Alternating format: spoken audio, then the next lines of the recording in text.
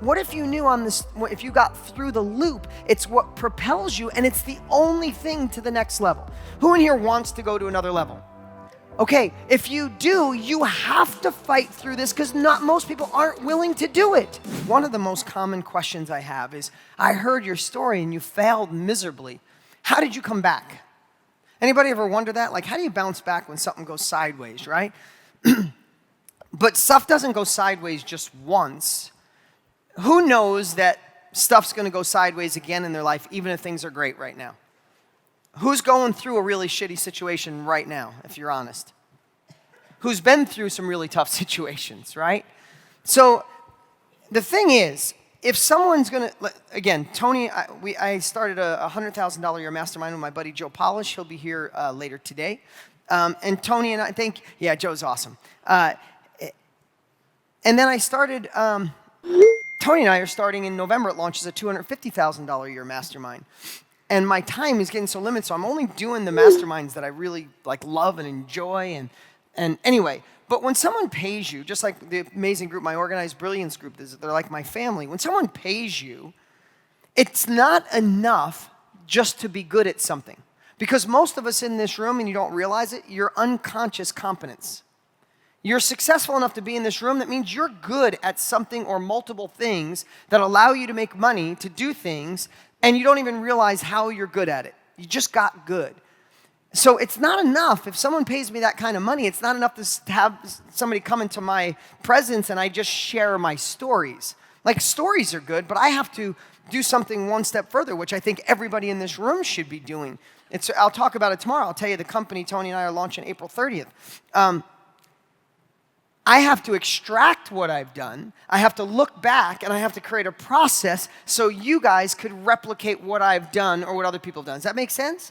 And even teaching isn't enough, just to teach, because if you just teach and share, it doesn't impact and doesn't make you feel like, oh, I could do this. So I just want to let you know, when I come up here, this isn't like, hey, I'm just going to go up and tell that story of how I was successful. It's like, no, I painstake over what's allowed me to stay relevant on TV for 21 years. What's allowed me to go from that broke kid with dyslexia to fail, to have an accountant rob all my money, to lose all my money 10 years ago because of just a bad partnership. How did I come back from all those? It wasn't just will, it wasn't just grit, there was a process. So what I'm going to share today is me looking over the last 30-something years of being an entrepreneur, and how did every time something goes sideways, how did I come back? And not how did I come back, how did I come back stronger? How did I actually propel to the next level? And I created a framework that I'm calling the success loop. You guys want to see it? That was weak. You guys want to see it? There we go. All right, now I want to share it. So I'm calling it the success loop. So let's just start here. The first thing, the hard realization. So what's a hard realization? A hard realization is something most of us have had in our lives. A hard realization is when you're sitting in a job someplace and you go, I can't do this another day. Or you're in a relationship that's toxic, and you say, today, I'm fixing this relationship or I'm out. Or you have a realization where you say, enough with struggling over money, I'm fixing this. Enough of listening to my family, I love them, but they're wrong. A hard realization is a moment in your life that things shift dramatically and significantly. The other thing that happens is an incident. An incident is when you're not in control and it happens to you. That's when you show up at work and the doors are locked. Or you hear, you're fired. Or your partner says, I don't want to do business anymore. Or your ads stop working because an algorithm change. Or an industry shuts down because new technology disrupts it and the industry you're in is over. Or you walk in the room and someone says to you, the relationship is over. The two big things in life are having a hard realization or an incident. And to me, those are the two things that are the start of the loop. And this is where, and just those little arrows, any one of these arrows is a moment of decision. A moment where you can jump off and have the story of how it almost worked for you.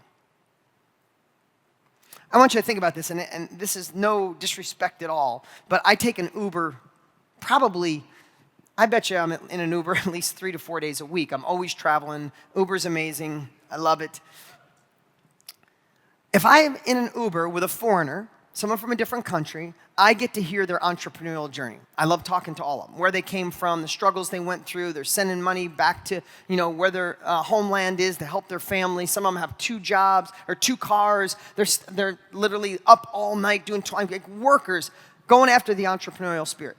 But I also noticed sometimes, and no disrespect if anybody's an Uber driver, and sometimes if I get an American person and they recognize me, I'll hear the story of this incident or this hard realization, and they bailed out. I'll get in an Uber and the guy will say, hey, in 2006, I had a lot of real estate. I was on my way to being a millionaire. Then the market crashed and man, it robbed everything for me. Screw that. I'm never feeling that pain again. But then I'll listen to him talk and go, but I was thinking of getting one of your courses and I got they're on the fringe, but that one incident made them bail and live flat. So on this loop, again, as you go through this, by the time we're done, I want you guys to, I'm kind of giving the punchline of the joke at the end. What I want you to see at the end of this framework that I'm going to share is that you can find a way to be grateful for all the crap you went through and the stuff that's going to come, because what if you knew if you got through the loop, it's what propels you and it's the only thing to the next level. Who in here wants to go to another level? Okay, if you do, you have to fight through this because not most people aren't willing to do it. The majority of the people, as soon as the hiccups come, the money doesn't happen, the relationship is over, we bail. I don't trust men. I don't trust women. This doesn't feel right. Partners suck. How about when someone has one incident in their life and they judge everybody forever? I have some of the best partners on the planet. I have the best relationships. You're going to meet, Brendan Bouchard will be here tomorrow, my partner. Ethan Willis is going to be here today, my partner, one of the smartest people in the world. I love those guys like family. Tony Robbins and I, partner. I have the best partners ever. So it's just a different scenario, right? But I know people who've had partners like never partner again. So this is just going to change that. So I'm going to tell you a story through the eyes, tell this loop, because I looked back on me, what would be the best example of this in my own life? So a hard realization, I'm going to tell you this story really quick. I started, Motor Millions was my first infomercial. I filmed it in my front yard in Marlboro, New York in 1998. I go on TV. I have no clue what I'm doing. The only reason I was on TV is because I bought Tony Robbins' course 3 years prior from an infomercial. The guy took money from me, gave me information, and it changed my life. I'm like, I want to be in that business. I want to be in the information changing life business. Like pay to help people? I mean, literally, could I be in any better place in my life? I get to paid to help someone. So I get that. I film that infomercial. I get on TV. I fail miserably. I move out to Phoenix. I'm moving back. I'm literally going back and forth for a whole 2 years. I'm flying a week in Phoenix, a week in New York, going back and forth. And in New York, I'm working on cars and real estate. And I come out to Phoenix, and I'm working on my infomercial, trying to figure it out. At one point, I was losing $5,000 every single week. I have to go flip houses. Literally, I was flipping houses. I'd make $36,000, put it in the account, and be like, okay, I got 5 more weeks to try to make this damn, information business work. Did that forever. I finally get momentum, break about 5 million in sales. Maybe I'm heading towards 10 million in sales. Not super profitable, but now I want to merge. I already created the course called Think a Little Different. Anybody remember that course a million years ago? That's how Matt got started. So I create Think a Little Different, and I want to merge from cars because what really made me wealthy, cars got me started, real estate made me wealthy. So I want to launch the Think a Little Different course simultaneously. It was like heaven heard me. And I get a company that comes and wants to buy Motor Millions. So they come and they kind of said, he did a nice job. That's cute, kind of like patting me on the head and like, we're going to make it big. We want to buy it from you. So I'm so excited. I'm like, yeah, whatever. And they offer me millions of bucks and they want to pay me out quarterly. I'm like, cool, I'll take the deal. I was so aggressive. I wanted to do it. So I move on to Think a Little Different. They take Motor Millions. I'm out. My deal is I got to work with them like 10 hours a month. That was it. So the first quarter comes, I don't get my check. I'm like, okay, and the guy calls me and he gives me his story. He's like, no, we're just moving things around. I'm like, okay. He says, I'll double up at the next quarter, but things are going great. So now the check's not coming for the second quarter. I'm 6 months in. I can't get them on the phone. My attorney calls me and says, they launched a campaign. They tried something new, very corporate style, and it failed miserably. There's over $1 million in people that want their money back, and they owe about $500,000 in bills, and they're not paying them. He's like, and it's still attached to your name, so you're going to have to file bankruptcy.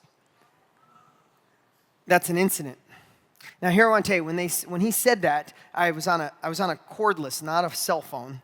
I was on a cordless phone. I'm in my house, and as soon as he said that, I'd love to say that, what I did was I just aligned my chakras, and I meditated. I was like, this is going to be amazing. We're going to fix this. No, I literally was like, ah! And I took my phone and I smashed my phone into the wall. It shattered in a million pieces. And then I did what most people do. I started stacking and self-hatred. I started thinking everything that could go wrong. I started thinking, oh my God, I got to file bankruptcy. This is going to be in the paper. I was thinking, all my friends and family back in New York who said I was crazy and a dreamer, they were all right. Then I stacked so much. Maybe none of you guys have. You guys have never done this, right?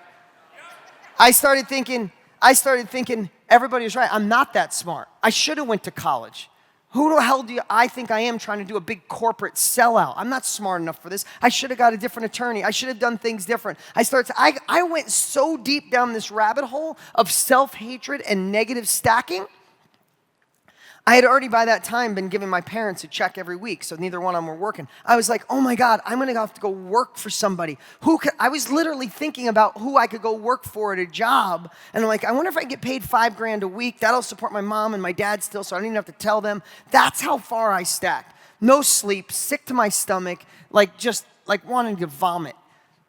And at those moments, you feel like it's over, right? Who's ever felt like it's over? I can't get out of this hole. This hole's too big. I ain't making it. I can't do it. But again, this isn't something I knew at this time. This is me, and I want to be transparent, reflecting back on how the hell did I get out of that? And I'm creating this framework. So I start stacking the negativity, and I don't know if it was 3 days, 3 weeks, or a month. But I realized my process is, the next one is I started the reverse stack. I started stacking what could go right. And here's what I know. Our brains, because I'm optimistic as hell, but our brains, I legit believe, and somebody smarter than me might know this to be true, our brains are designed to focus on what could be wrong. Because I would start stacking what could go right. This is going to be a lesson. I'll learn more for Think a Little Different so I can impact more lives. I'll be stronger. I'll get through this. And I'd think about it, and I'd be like, I'd start to feel better, and then all of a sudden, shoop, I'd slip back down to all the things that could go wrong. And when the worst part? I used to think about it at 1 o'clock in the morning. No one's ever done that either, right? And you just obsessively, remember the two voices I was talking about yesterday? I'm like, would you shut up? I'm trying to go to sleep. Because I would think through the whole thing, and then and then my brain would start thinking about the whole crappy situation again. For hours, right? So, as I was stacking the positive, though, I started coming up with solutions. So my attorney tells me I got to file bankruptcy. And I go on to what's next. And I'll tell you this. The next one was who I do not want to be. I really started thinking about this. Now, listen. I love positive psychology. I love personal growth, but I'm also obsessed with shortcuts. I'm also obsessed with how do I get the end result I want at the quickest way in the quickest way possible. So I started thinking, again, looking at this, and I've done this, and I'll share other situations. Who do I not want to be? I didn't want to be someone that used to be successful.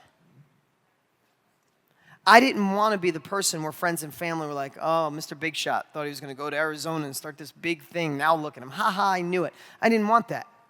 The truth is, I watched my dad work his ass off his entire life to have nothing. and watch my dad get very, my dad always has someone to blame. Just being honest. It's someone's fault. It's the president's fault. It's the economy's fault. It's my mom's fault. It's somebody's fault. And I hate that for him, not for me. I hate it for him because it's always a villain in his life. There's always somebody that caused it. And I started thinking, man, this guy that bought my company, screw him. Should I sue him? Should I have somebody go kick his ass? Literally, I was thinking of these things. And I have those people too. But anyway, I'm kidding. Not really. And one of them's here, but that's a whole different story. I started thinking all these really mad thoughts. But when I would think through the self-hatred and the stacking, but when I would think about who I wanted to be, I wanted to be a guy who took freaking responsibility for the actions I took. I jumped into that deal too quick because I wanted out. I wanted to work on Think a Little Different. I was responsible. Nobody put a gun to my head. And I started thinking, I want to be a man who stands up for his freaking decisions. I want to be someone that doesn't blame other people. And this is going to be really personal. I started thinking, I don't want to be my dad. And that cuts through a lot of personal growth shit because you get right to the point. Who the hell do I not want to be? And I started stacking that with the reverse stack, and I started coming up with solutions. I called my attorney. I said, I'm not filing bankruptcy because if I file bankruptcy, the world for the rest of my life will be like, oh, that's the guy that once filed bankruptcy. I didn't want to be a guy who filed bankruptcy. Do you think I could tell the whole world the story? No. I sold the company. These other guys screwed it up, and they took my money. They robbed me. Poor me. And then I could turn around the back and say, where else do you want to go today in my Uber? Oh, I'm kidding. So I started thinking of all this. I'm like, how do I fix it? And here's the cool part. The cool part was that I hired 2 awesome ladies, and we called 100% of the people, almost $2 million. And $2 million to me then could have been $200 million. I didn't have $2 million. So she called every single person that were owed money, and she goes, what are we going to say? I said, I don't know anything else except to tell them the truth, and that we're sorry, and can we work something out? Do you know 90% of the people that were owed money took payment plans and said, hey, tell Dean we feel bad, we'll do whatever we can to help. How amazing was that? 10%, we call them the screamers. They were just like, screw him, give me my damn money. So we paid the screamers first, sorry, but that was the internal conversation. And I said, if there's somebody that's a screamer, just pay them and say we're sorry. And everybody else went on a payment plan. Think a Little Different. I learned so much. It launched. It was an incredible company. The profits I made from Think a Little Different, I took them every single week for over a year. I'd make 20, 30 grand a week net profit. And I'd be like, oh, that's adorable. Okay, girls, here you go. And that's legit. I did that for a year straight. So as you go through this, you'll have a hard realization. You have stacking and hatred. You have the reverse stack. Then you figure out who you don't want to be. This is the next part of it, is who do you want to be? Who do you want to be when a situation goes sideways?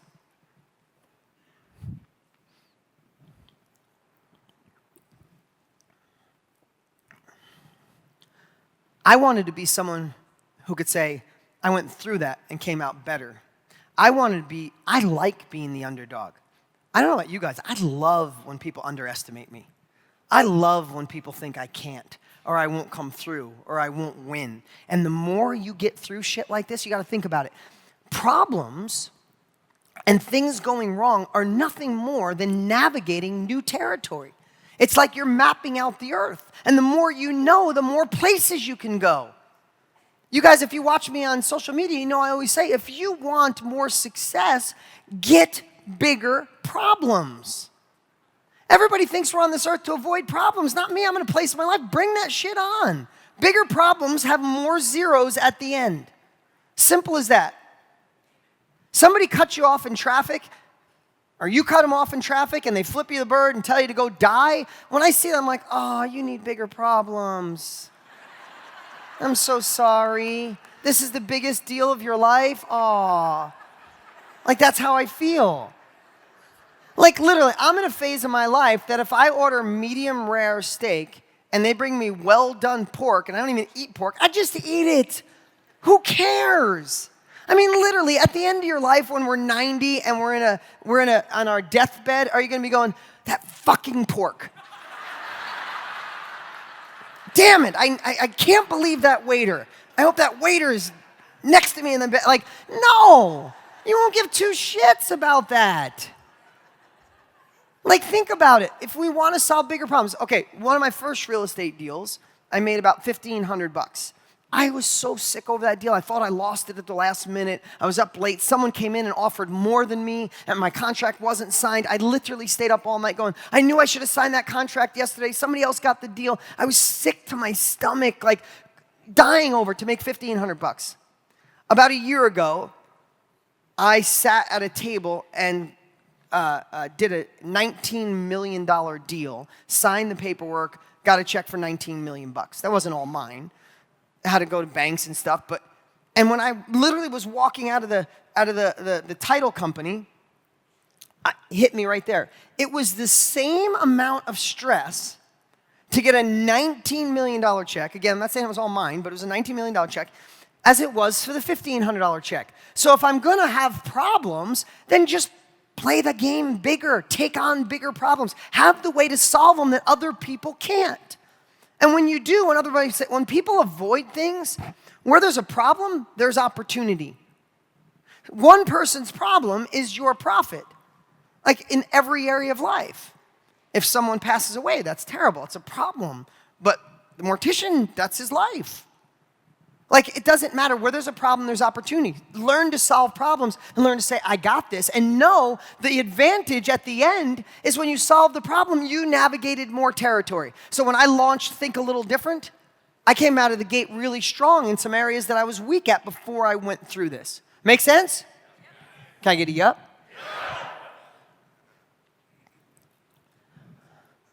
So here's the one that I think is really going to anchor it in for you guys. We've all learned that we need to have a bigger future, right or wrong. I even said it yesterday. We need to know where we're going. But what most people don't realize is pain will drive you more than pleasure. We know the two things that drive every human being, every decision you make, everything you do in your life is based on pain or pleasure. You want to move away from something painful? Who here right now wants to move away from something painful, right? Who in here wants to move towards something more pleasurable, right? It's always about 50-50, right? Some of you are not in a great space, you just want new. Others are doing okay, you just want more. That's okay, that's what drives all of us. But when we set goals, when we set a bigger future for ourselves, when we want that next level, what we usually do is we just focus on the benefit of getting what it is at the end of that rainbow, at the end of that desire, right? So this is the part that I think is really important, is projecting a painful future if you don't get through this. If I can remember in this situation literally thinking about, and I'm really detailed, and I think it's really been a benefit for me to be visual. I was thinking, okay, it's 5 years from today. I say, poor me, this company screwed me. I file bankruptcy. Where will I be in 5 years if I let that be that's how you describe me, right? I was literally picturing me working for someone else, driving to work the same way every day. The conversations at lunch with coworkers, like that shit just, like, oh, it's pain. Now, it doesn't mean it's bad. You guys might do it, but for me, that's like death. Like having to go to a corporate Christmas party for me, oh my God, I'd rather die. I'm not kidding. I'd cut off a pinky toe before I'd have to go. So I was thinking about all that stuff. I was thinking about, hey, you got to keep your, again, I'm not knocking, we're all different. There's things that I love you think would be crazy. Like when I see someone like on a plane taking all their receipts and they're putting them into an Excel spreadsheet to give to their boss so they can do their accounting or get their reimbursement, I'm like, oh my God, I get anxiety. I'm like, oh my God, like I started thinking about not being able to do what I want to do when I want to do it. I started thinking about wanting to pick my kids up from school and my boss saying, not today, we got a long one. Like, So like, I literally started obsessing on all the shit, where my life would be if I didn't go through it, because we are more in line to make movements and changes to run away from pain than we are towards pleasure. Think about that.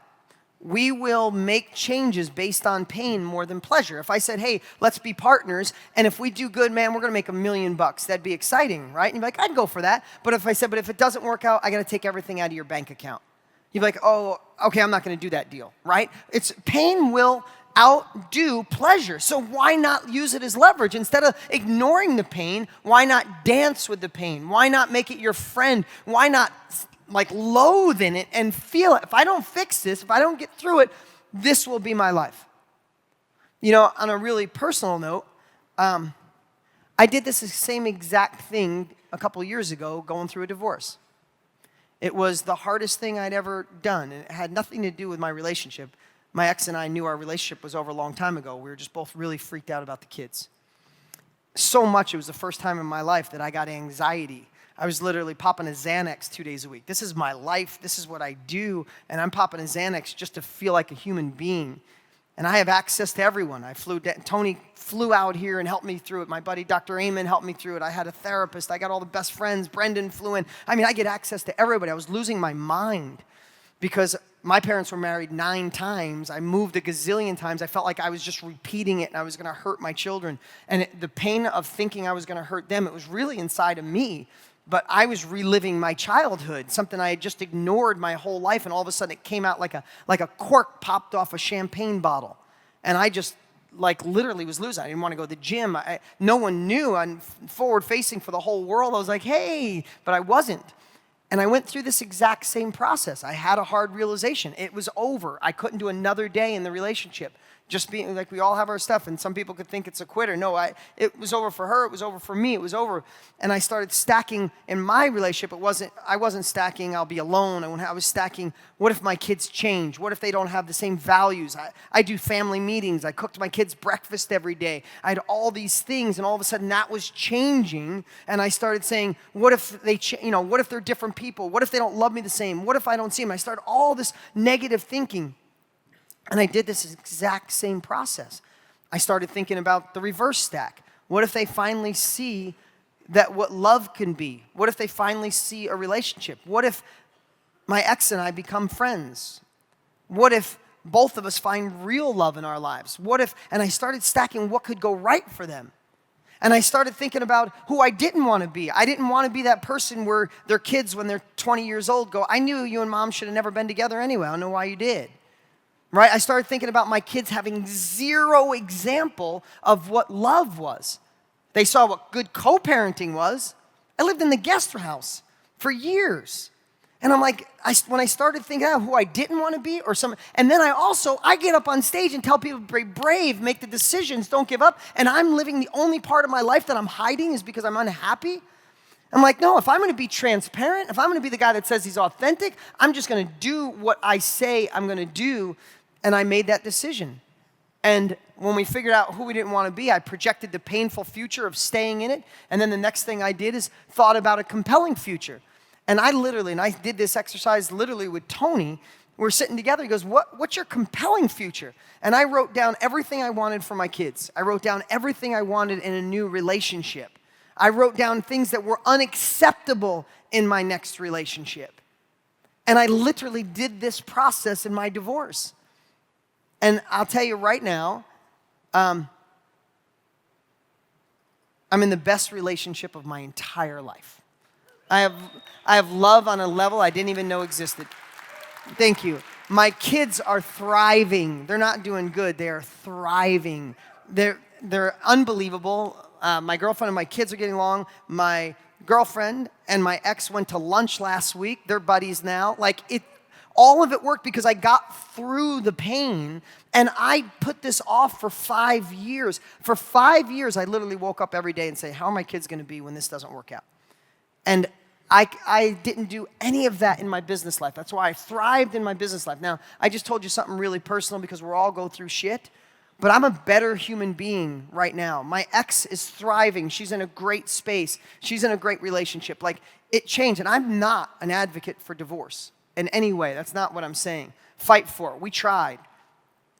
But I wish that I could give this framework to the whole entire world, because at the end of this is momentum like you wouldn't believe. So what could be your compelling future. In the Motor Millions case, I started obsessing on who I wanted to be. I started obsessing on the impact I could make with Think a Little Different. I said, if I don't get through this, everything dies. If I get through this, I can Think a Little Different. I can show the world how to do real estate. Matt Larson is going to be here. He bought the Think a Little Different course. That guy was a machine shop worker living in a 300 square foot apartment. And now, you know what his business did last year in real estate? $31 million in sales. If I didn't get through that, think of the byproduct of getting through your issues. My kids are going to be better.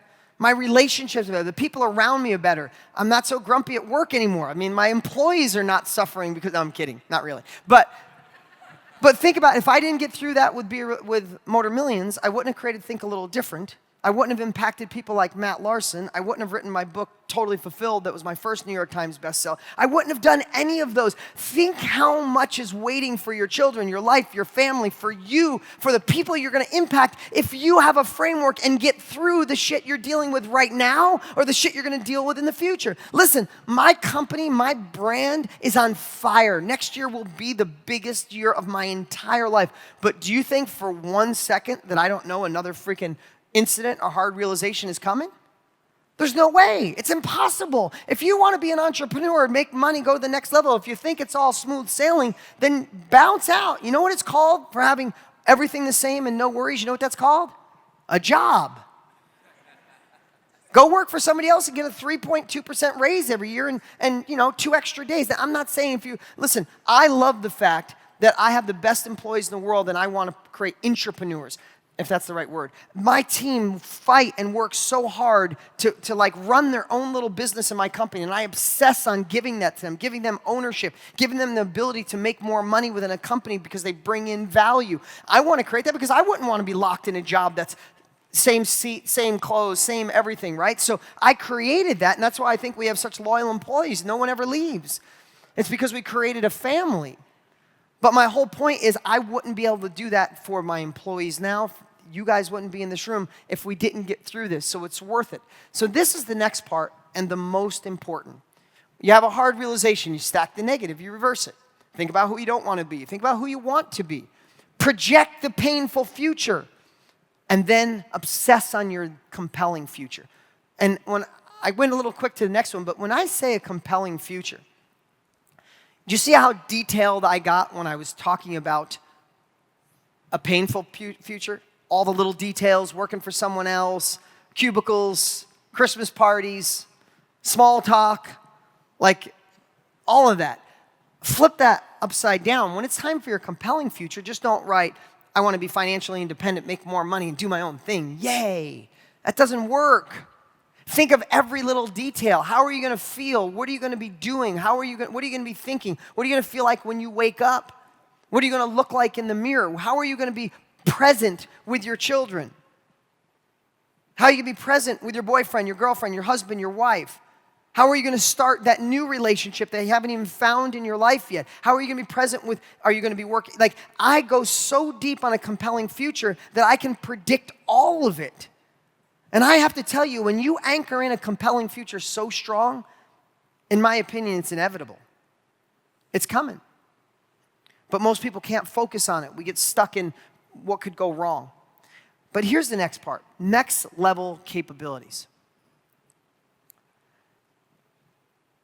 What I realized is, and I said this yesterday, but it's more, it's perfect at this point, is your best thinking got you right here and got you where you are in your business, your life, your relationships, your income, the impact you're making in the world. It's not an insult, but it's your best thinking. And I congratulate all of you for the accomplishments. You've all accomplished way more than you give yourselves credit for. Hands down. You've accomplished way more than you give yourself credit for. But in order to get to, and like I was saying yesterday, where you are and where you want to go, this is the point. This is the part where most people bail, because you go through it. It's like, okay, I had a hard realization. I was negative, now I'm positive. I know who I don't want to be. I know who I want to be. I don't want this crappy future. I want this compelling future. And then guess what most people do? They plug in the same thinking. the same capabilities as that got him in trouble in the first place. To get through this, you need a next level. You need another level of capabilities. When I got to this part in my divorce, I honestly reached out to Dr. Amen, Daniel Amen. He's a dear friend of mine. He went through the same thing 15 years ago. Tony Robbins went through the same exact experience 15 years ago, and they're both in this space. That's what they do for a living. I went and jumped on a plane, flew them. I hired the best love, health, relationship coach to help me through with my emotions on the planet, cut the check, talk to her once a week. Like, I gained next level capabilities because that was the only way through, because the thinking I had already done put me in this phase of my life because I didn't know how to think through it on my own. Does that make sense? So this is where you gain. Who's gained some next level capabilities already since you've been here? Right? Who feels you could get through this stronger just by what you got here? Right? So the same thing here. When 15 years ago, when I wanted to learn how to bond and build a relationship with my students on another level, my buddy Joe Polish had a $25,000 a year mastermind, and that's what he obsessed on. He was great at it. In my business, when I wanted to learn to build a relationship, bond, show people I care, I cut a check for 25 grand to gain those capabilities. When I was going through the divorce, like I said, I gained those capabilities. When I was going through Motor Millions, I hired a private consultant to keep me from the wheels coming off. I found somebody who was an expert of getting out of bankruptcy and handling business like that. And I told him, I'm not filing bankruptcy. He was the one who helped architect the whole thing for me because I couldn't think through it. I was like blinded. And here's the problem right here, guys. Think about this. If you're on a treadmill and you're running on 6, right? But your desire is to get someplace. You want to go downtown. What happens in a place like this, because you're all overachievers, you're all A players, is in a time like this, it's when we just turn the treadmill up to 10. And we still want to get someplace. All you're doing is just running faster in place. Like, I got to fix this. But you're using old capabilities. You're using old thoughts. You're asking old friends. You're asking, like I said yesterday, you're asking people's advice that aren't qualified to give you the answers. Right now, there's people in your life giving you advice, and if you stick with their advice, you'll have what they have. That's just the way it goes. So this is the point I want to anchor in. You want to go to the next level. You're going through a loop. You want to evolve. This is where you need to gain next level capabilities. Learning through your own trial and error is the dumbest thing on the planet when there's people out there that can allow you to go faster. You guys get that? You guys get that? Okay. Now, this is the part that you really have to anchor in, and that's taking action. And you're like, oh, no shit. This is the time to take action. No, it's deeper than that. This is a part where you have to be courageous. What's courage? What's the definition of courage? There you go, being afraid and doing it anyway. Courage is jumping out of the plane and growing wings on the way down. That's courage. You don't get confidence until you first have courage. And here's the thing. When you get next level capabilities, it feels really awkward in some cases to do it because you've been doing it this way forever, and all of a sudden you gain a new capability on how to think. Who in here came, raise your hand if you came with a friend you had no idea what you were in for. Okay. I love when you guys come. It's the best. Out of that group, who in here had a shift in some of your thinking already? Same amount of people. What happens after you gain new capabilities, it seems so odd. I guarantee some of the people who came here that were drug here were like, I've been seeing that guy Dean. He's always got his damn ads all over YouTube. He's probably going to be annoying. Guy going to make me jump up and down and like be feely, touchy. Like, you know what I mean? That's what you were thinking. And now you're going, holy shit. This stuff is good. Right? Some of you came and said, I'm just going to go, I want real estate strategies. Remember I told you, about half of this room is in real estate, half's not. But here's the thing. If you trust me, know that what I'm giving you is really what you need. You came for one thing, you're getting the thing, the real thing. Make sense? But this is the part. Some of the capabilities you're going to learn here, some of the capabilities you'd learn being in one of my high-level masterminds, working with a coach, you're going to hear something and go, what? No, that's not how I do it. And I want you to think in your subconscious, when you say, that's not how I do it, I want you to go, oh shit. Because that's not how you do it, and that's why you're having this problem. And that's not how you do it. That's why you're not getting to the next level. Fixing the relationship, making the more money, doubling your company, doing more deals. Because you're thinking maxed out. Again, doesn't make your thinking's bad, it's just maxed out. And you could take 20 years to figure it out on your own, or you can rob those capabilities in ways that you need. And then you have to do what most people are scared of. You have to have the courage to just go for it. You have to blindly go for it. If you work with the right people, you have to say, they've been there. They won the tennis championship. They won Wimbledon. I'm gonna serve the way they say. Right? It's like the golf swing. Anybody ever take a golf lesson? And you think you got your golf down, then you go and they make you stand like this. You're like, I don't even understand it. But they know what they're doing. And all of a sudden you practice that way and you get more of a consistent swing. It's the same thing. You have to have courage once you gain new capabilities. Then you have to take action. And this next part is where you have to hit the gas. Think about this. Anybody ever be on the back of a boat where someone's pulling a tube? And then they whip it around and the tube goes like 400,000 miles an hour? And the worst is, anybody ever do that and you didn't know that was going to happen?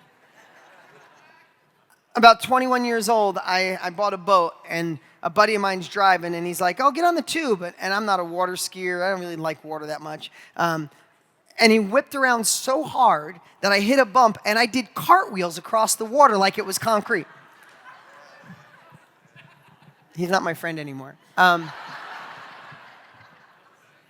have to think of that same momentum. As you're going through, everything went wrong. Oh my God, the hatred, the stacking, the reverse stack. I feel better. Who do I not want to be? Who do I want to be? Painful picture, compelling future. I got the capabilities. I'm being mentored by someone. I bought the course. I'm in the mastermind. I'm gaining it. Feels uncomfortable. Feels different. But they had the success, so I guess I got to do it. I'm taking action anyway. I'm jumping out of the plane. Now you just got to put the pedal down, because this is when it's whipping around. And the way I look at it in my crazy mind is, as it's whipping, if you back up and go, I'm going to back to my old way, it's like cutting the string on the boat of the tube. What's the tube do? Just go straight out of the loop, doesn't it? It doesn't have the centrifugal force anymore.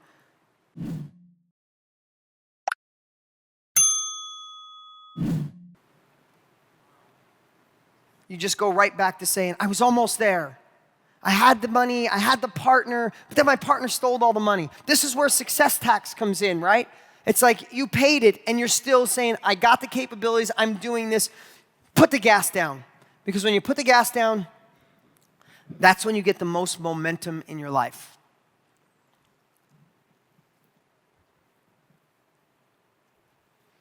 This is where momentum lives. Again, this isn't something I had going through 100, maybe 1,000. There's little loops and there's big loops. Right? The company goes bankrupt, big loop. Divorce, big loop. Your key employee leaves, little loop. Still painful. Right? This is a process, and again, I wish someone gave me this when I first started, because of the impact it's made. So, here's what I'd love to do. You guys ready? What's up? Hey, before you go, you need to watch these next few videos. They're absolute game changers. Hurry up and click right over here and watch them, and I'll see you there.